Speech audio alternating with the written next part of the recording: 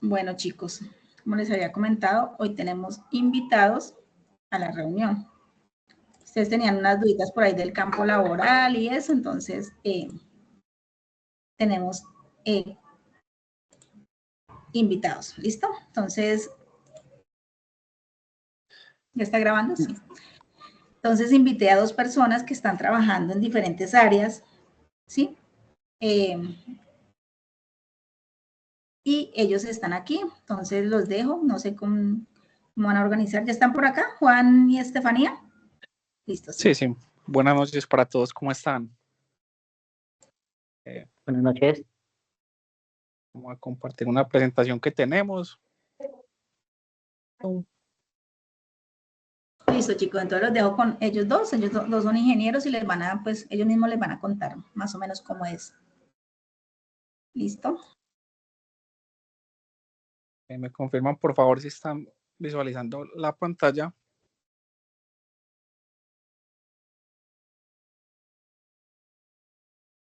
Sí, está bien, se ve. Listo.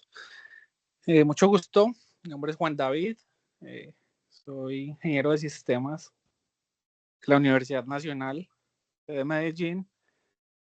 Me gradué en el 2019 y también soy bachiller técnico. Tengo una técnica con el SENA en desarrollo de software, allá en 2016, 2015, aproximadamente hice esa técnica con el SENA.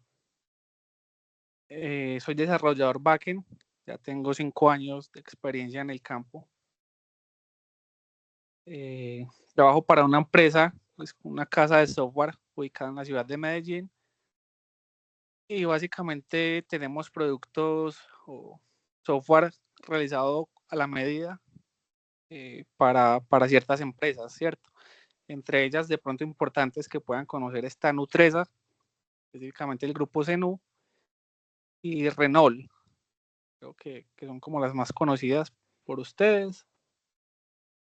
Acá está lo que normalmente es como la labor de un backend, ¿cierto? Creo que ya lo que me ha contado la profe Doris, ya han podido conocer acerca de lo que es un backend y lo que hace un backend, que es básicamente llevar al código toda esa lógica de negocio y todas esas necesidades que tiene el cliente a partir de un proceso previo que es como una deducción de requisitos, ¿cierto? Levantar requisitos, reconocer el problema y proponer una solución.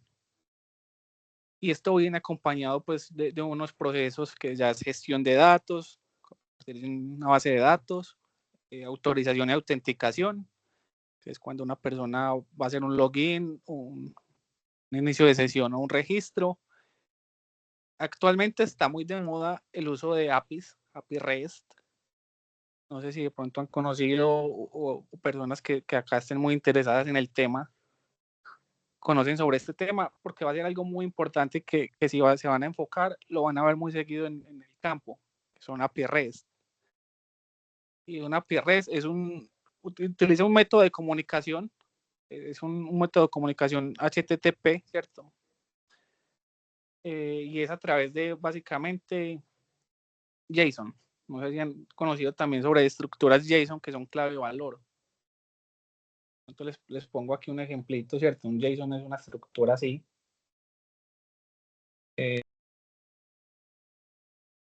No están viendo mi pantalla, ¿cierto? No, solamente la presentación. Entonces ya les pongo en el chat cómo luce un JSON. Van a ver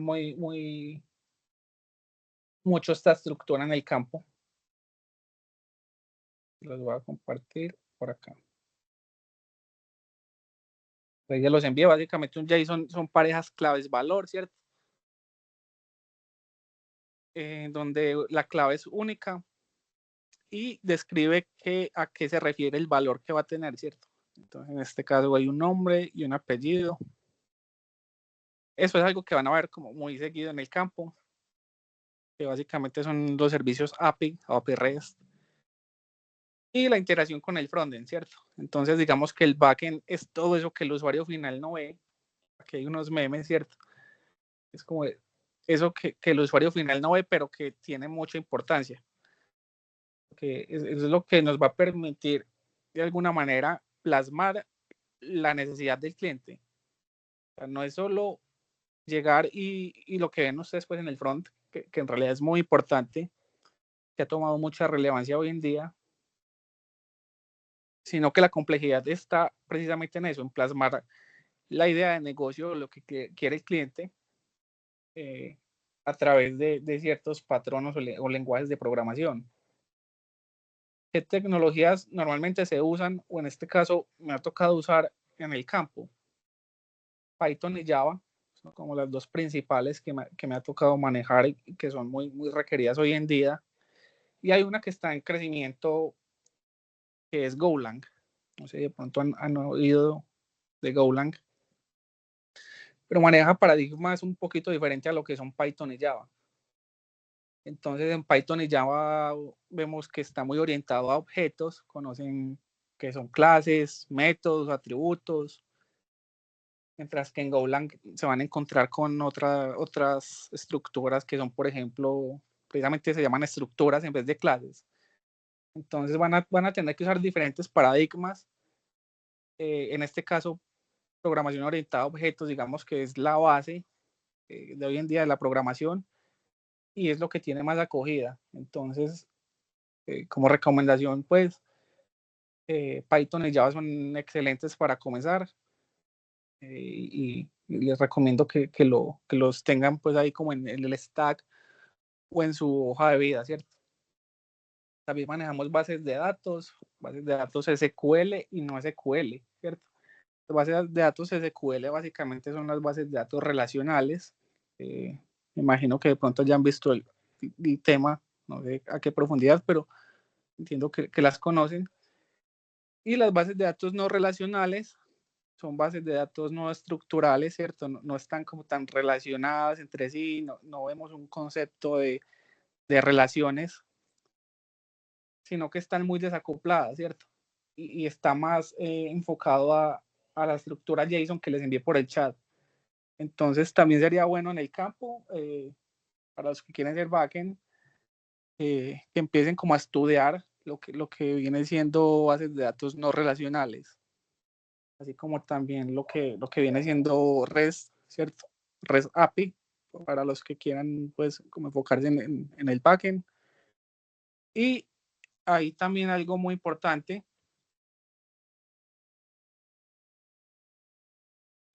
Laura de pronto había levantado la mano, qué pena, no había visto. Sí, profe, en ese nunca, no se trabajan tanto relacionales, solo no relacionales. En el backend se trabaja mucho relacional. Simplemente que hay necesidades específicas en donde se requieren usar bases de datos no relacionales, y digamos que ha ido creciendo mucho en el tiempo, ¿cierto? Entonces, bases de datos no relacionales, no sé si, creo que de pronto no las habían escuchado mencionar, o si las habían Sí, escuchado, no sé. no, Wanda, tranquilo. Ellos sí vieron un poquitico de no relacionales y relacionales, o incluso estamos en eso. Entonces, digamos, por ejemplo, que en el backend, cuando son, les voy a dar un ejemplo muy específico, los eventos, por ejemplo, de una aplicación, eventos que no tienen que estar asociados a un usuario, normalmente no están asociados a un usuario ni nada, sino que son más eventos transaccionales que vamos a almacenar en una base de datos no relacional, porque no nos importa saber, o simplemente está en texto, ¿cierto? Entonces, les voy a mandar por el chat, es que simplemente no les puede compartir, qué pena, la pantalla completa. Entonces, cuando tenemos un evento, digamos, insertar, un momento, yo se los hago acá rapidito. Usuario J. Ruiz. Es muy importante tener bases de datos no relacionales porque nos van a evitar o nos van a, de alguna manera, resolver mucho la complejidad y acelerar tiempos de respuesta. Entonces, digamos que en una base de datos no relacional se puede guardar un tipo de evento sin tener que estar con una clave foránea a otra tabla. Esto es importante porque, como les mencionaba, mejora los tiempos de respuesta. Al no tener que hacer merge o joins, nos van a agilizar los tiempos de respuesta. Sobre todo se usa es cuando tenemos información que no queremos que esté relacionada a otras tablas. En nuestro caso, por ejemplo, almacenamos eventos, los almacenamos ahí. Almacenamos también, a ver, yo veo que más almacenamos. Información que no tiene como una estructura muy definida, ¿cierto? Entonces, tenemos información financiera de una persona, por ejemplo, también la almacenamos ahí. Ya si queremos algo mucho más normalizado, más estructurado, si hacemos uso de las bases de datos SQL. Pero digamos que sí, normalmente el uso principal es SQL, pero no SQL también ha tenido un crecimiento grande y yo diría que es también un requisito tener como el conocimiento de las dos, ¿cierto? Hoy en día es un requisito saber SQL y no SQL, si querés ser un backend que te desempeñas en el campo laboral. No sé si eso resuelve la duda de pronto, Laura. Sí, profe, pero hay uno cómo sabe en qué proyecto, qué base de datos utilizar.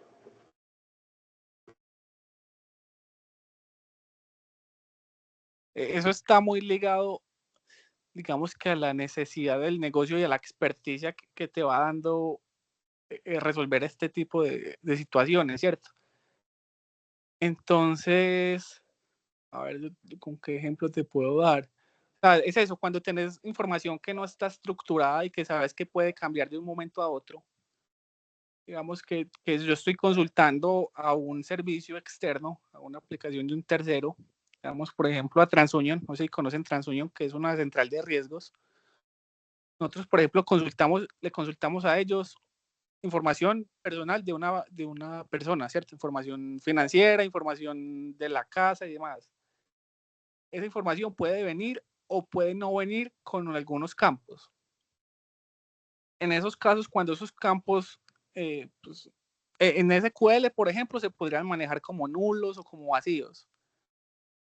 Lo que decidimos nosotros, básicamente, precisamente por eso, por no tener un montón de nulos en SQL, fue implementarlo en una base de datos no SQL. Que yo diría que está más ligado a la experiencia y a las necesidades.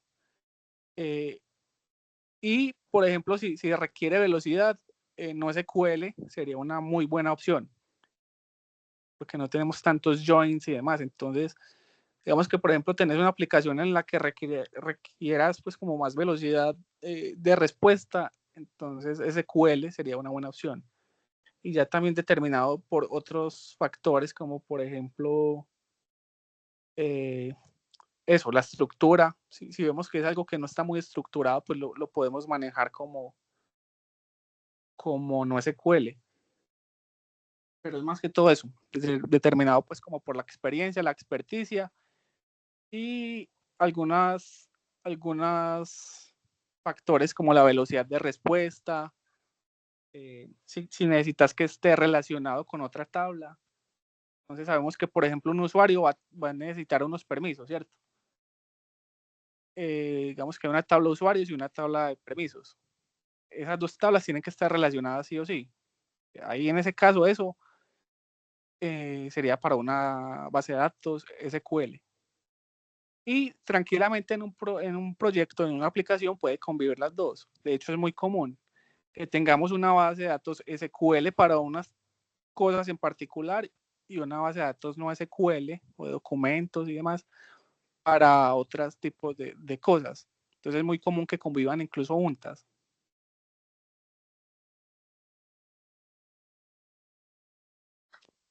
Bueno, Yo creo que ya sería como el tema del backend. Si tienen alguna duda en este momento, Bueno, y también había algo muy importante para mencionarles, y es que se van a encontrar con frameworks. Aquí no los pusimos, pero un framework es básicamente un marco de trabajo.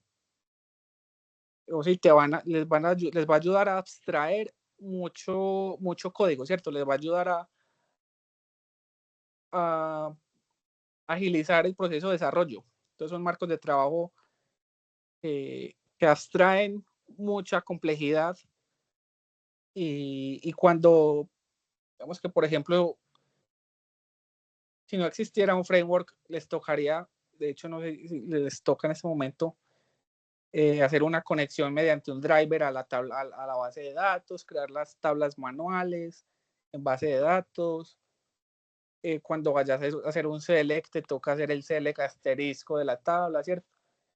Mientras que con un framework te abstrae todo eso y entonces los definís como clases, ¿cierto? Es que te ayuda a mapear todas esas clases a objetos o a clases de Python, por ejemplo. Tomemos el ejemplo con Python. Esas clases, automáticamente el framework va a tener herramientas para convertir eso en tablas SQL, ¿cierto? Entonces no van a tener que ir a crear las tablas uno a uno, sino que mediante un comando, por ejemplo, en Python Django es un framework reconocido y robusto de Python. En Django, por ejemplo, ustedes crean unas tablas, ¿cierto? Crean unas clases con unos atributos sencillas, y mediante un comando tan sencillo como hacer Python migrations y Python migrate, Python manage migrate, automáticamente el framework va a ir a la base de datos y les va a crear todos esos esquemas de bases de datos, ¿cierto?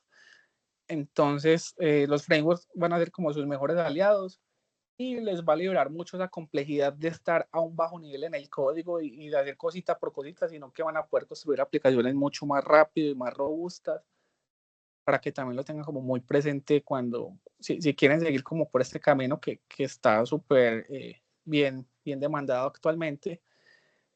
Frameworks, para que lo tengan ahí presente y estudien. En caso de que sea Java, por ejemplo, en Java está Spring Boot, y en Python Django es uno de los más famosos, y está FastAPI, que incluso FastAPI es creado por un colombiano, creo, pues para que lo tengan muy presente.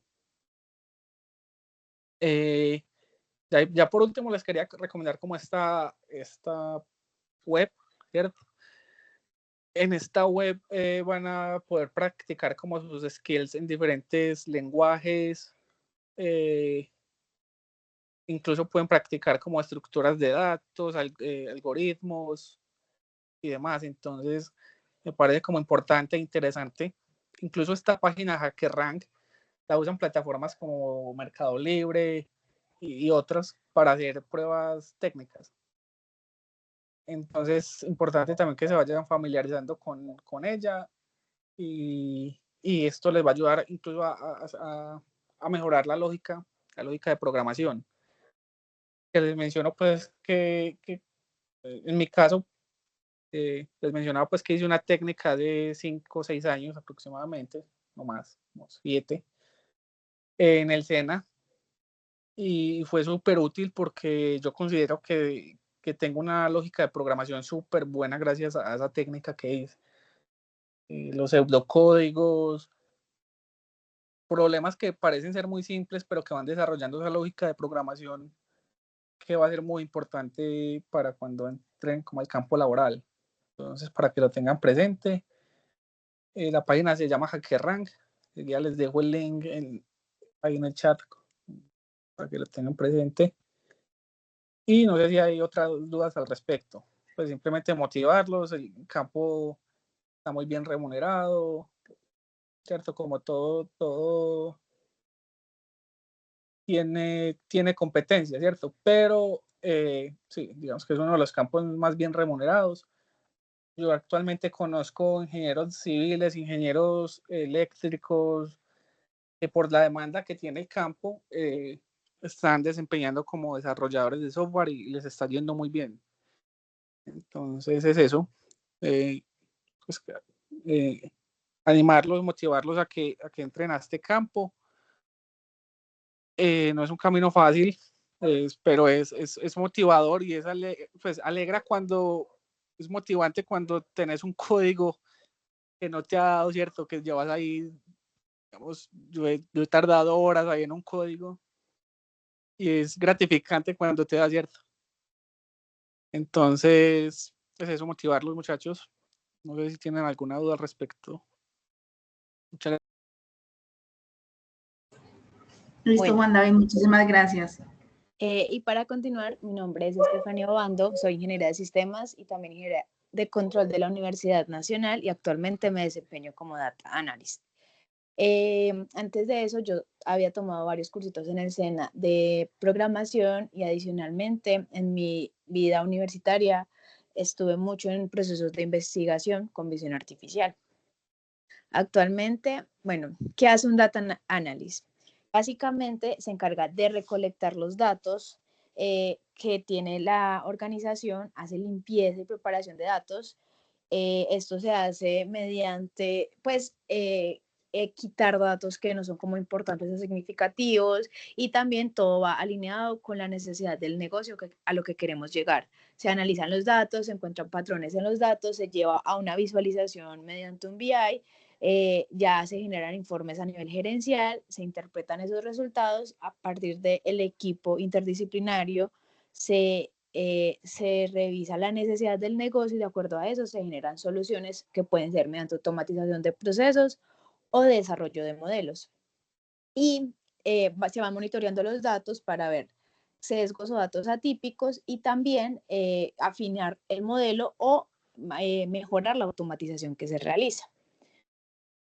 Las tecnologías que más uso es todo el tema de BI, que por lo general se utiliza con Power BI o Tableau. El tema de las automatizaciones se pueden hacer mediante Python o mediante Automation Anywhere o WePad. Y el tema de bases de datos, las que yo he usado son SQL Server y Cloudera. Y cuando se trata de volúmenes altos de información, se usa Apache Spark. Y puse, pues, esas son librerías que se integran a Python. Entonces, también me parece muy importante mirar Scikit-Learn, que es la librería de Machine Learning, y Matplotlib, que también nos ayuda a entender los datos en Python. No sé si tengan alguna duda al respecto.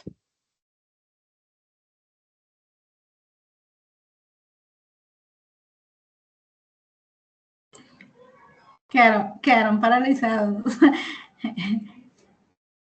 Si tienen alguna duda, chicos, alguna inquietud, tranquilos, pregunten, que ellos les orientan en lo que más puedan.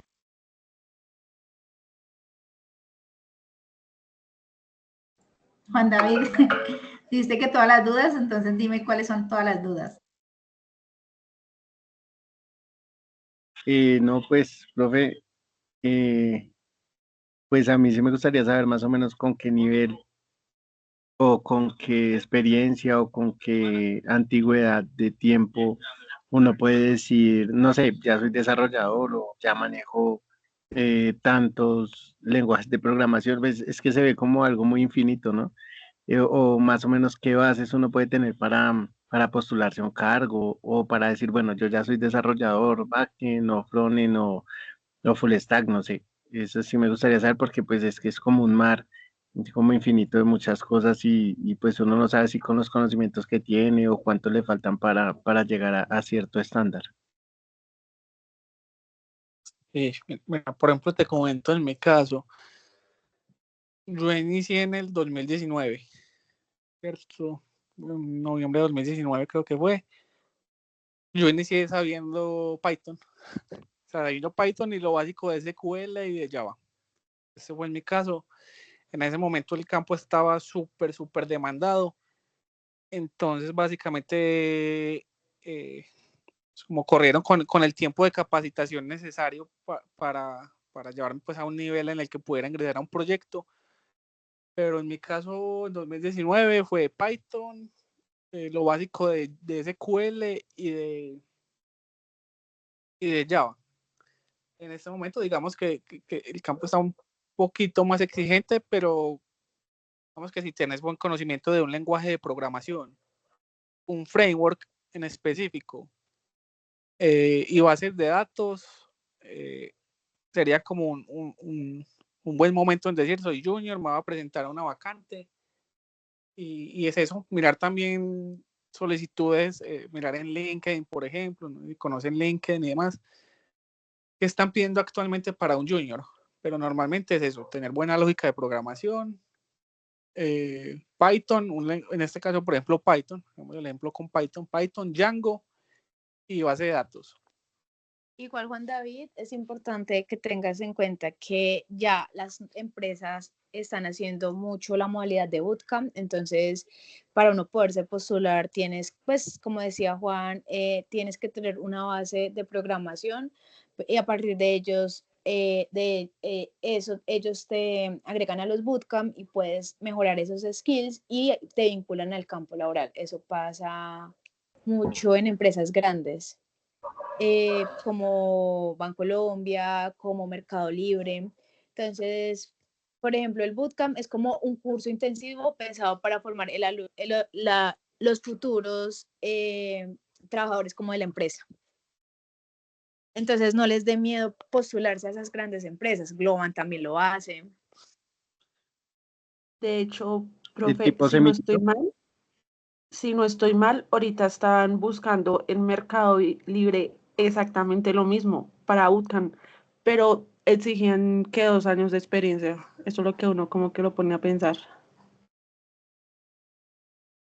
Sí, yo creo que en estos casos hay que mirar empresas un poquito más locales y casas de software que pueden ser las que empiezan como a dar esas oportunidades a los desarrolladores de software. Porque sí tiene razón, hay un poquito, bueno, creo que fue Laura al respecto, y es que ya hay Sí. algunas grandes empresas que están siendo más rigurosos con el tema y están, digamos, exigiendo como mínimo un nivel de seniority más alto de lo que normalmente se ve. Pero hay empresas que todavía, por ahí he visto en LinkedIn, pues, sería buscar empresas que buscan todavía desarrolladores muy junior, ¿cierto? Porque ese es su método de trabajo. Entonces, digamos que las grandes compañías o las grandes empresas se llevan esos, digamos, desarrolladores senior, y a lo que le toca hacer a esas microempresas o esas pequeñas y medianas empresas es precisamente echar mano del talento local y empezar a construir su propio talento. Sin embargo, pues, por ejemplo, en Bancolombia, Realizan mucho temas de retos y de bootcamp también para externos, entonces sería bueno que lo validaran. Hay como 2 veces al año que se presentan a retos mediante las aplicaciones, sale por ejemplo LinkedIn, entonces se postulan y como externos les ponen como un reto, un algoritmo y de acuerdo a eso a veces hay premios como integrarse y todo al campo laboral. También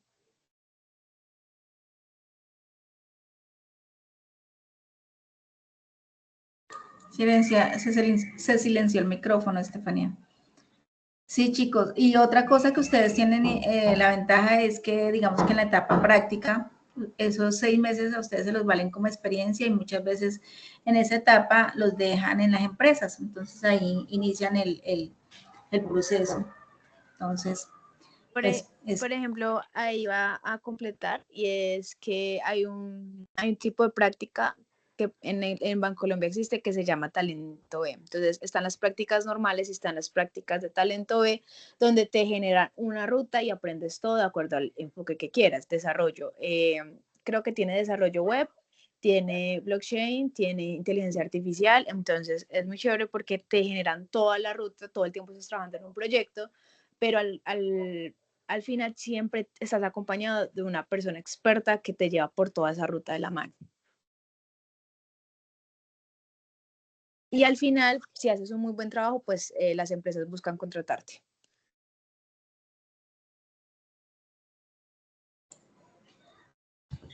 Es que sí, bueno. yo opino eso. Dale, Sobre bueno. todo como buscar uno la oportunidad en una empresa. Yo me postulé una vez a Seguros Bolívar, pero pues la verdad es que como que el nivel era un poquito y pues obviamente no pasé, pero entonces sí aprendí más o menos lo que exigía la empresa como tal. Entonces, digamos que sí sería bueno porque pues obviamente yo me imagino que los estándares o las cosas que maneja cada empresa es diferente, pero cuando uno ingresa ya como tal, de pronto al principio se le hará muy difícil, pero a medida de que uno va cogiendo como el ritmo de lo que se hace todos los días, pues uno ya se empapa, perdón, y se vuelve pues bueno en eso, pero pues la verdad lo que dice Alejandra es cierto, como la oportunidad, como uno donde busca esa opción de decir, bueno, cada tanto abren convocatorias en este lado o en este otro, o es más fácil ingresar allí o allá, porque pues lo que dice Aleja es muy cierto, piden experiencia o piden un título como junior y para junior son muchos años también de experiencia o saber muchos temas, tan solo el ser junior, entonces pues la verdad no, como que una Juan guía David, en ese sentido. pues hay algo que les recomiendo, o sea, cuando tú llegas al campo laboral desde cero, porque Juan y yo tuvimos la oportunidad de empezar desde cero, es uno tener muchos proyectos o un portafolio, porque a veces tú dices, ah, yo soy junior, pero entonces la empresa te va a preguntar, venga, ¿qué ha hecho? Entonces ahí es donde primero tener una muy buena base de algoritmos indiferentemente del enfoque que tengas, desde mi punto de vista que es más inteligencia artificial y desde el de Juan que es más desarrollo, es tener un muy buenos skills de programación, entonces por eso hacía la mención de HackerRank y a partir de eso ya tú tener tus propios proyectos. Entonces yo cuando en su momento me vincularon, ellos me decían, ¿qué has hecho? Entonces yo mostré tableros que había realizado, mostré análisis, mostré modelos que había implementado de clasificación, proyectos de visión artificial, todo en Git, porque esa es la forma en la que tú puedes mostrar, venga, yo he hecho este portafolio. Juan también había realizado procesos, había, pues a él en los exámenes técnicos le preguntan más temas de algoritmos, entonces los algoritmos en vivo, mucha programación en vivo, entonces todo esto les ayuda a demostrar skills, el tema de estructuras de datos, todo, o sea, garantizar cuando tú te presentas a un junior, garantizar y demostrar ese conocimiento. Y algo que sirve mucho para ello o para buscar esas oportunidades es LinkedIn. Entonces, pues LinkedIn es la base profesional para todos. Entonces, yo por lo general cuando yo empecé, pues cuando yo ya salí de la universidad y dije, bueno, ¿qué voy a hacer? Lo que hice fue que actualicé mi perfil de LinkedIn, hay buenos tutoriales y garanticé las skills, las comprobé y empecé a postularme remoto, híbrido y normal. Y si te das cuenta, hay empresas que le dan la oportunidad a los juniors sin experiencia, pero sí te piden un portafolio. Entonces es importante que también lo trabajen. Digamos que ese portafolio se puede construir desarrollando o mostrando proyectos personales que se hayan hecho. Entonces, un tema que les guste. Yo, por ejemplo, en su momento desarrollé un sistema de atención en un restaurante, básicamente una aplicación de facturación y también los proyectos que había desarrollado en la universidad. Entonces, en este caso, ustedes, por ejemplo, pueden construir un portafolio a partir de proyectos personales, de algo que les guste desarrollarlo para aprender y también para agregarlo al portafolio. Y el inglés también es un plus grande, ¿cierto? Es muy importante, digamos, a la parte técnica de sistemas, agregarle ese plus grande que es ingeniería de sistema, inglés, perdón.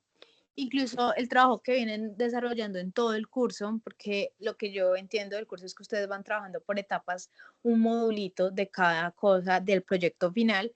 Eso les ayuda desde que lo tengan organizado en repositorios a que sean el proyecto al momento de salir al campo laboral. Por eso es que es importante que le metan mucho la ficha y lo trabajen a profundidad, haciendo un buen desarrollo.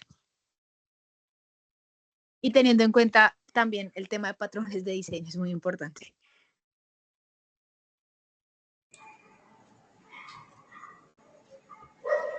Sí, se aclaró un poquito, Juan David. Sí, es que en esta parte le revisan a uno más la experiencia, es con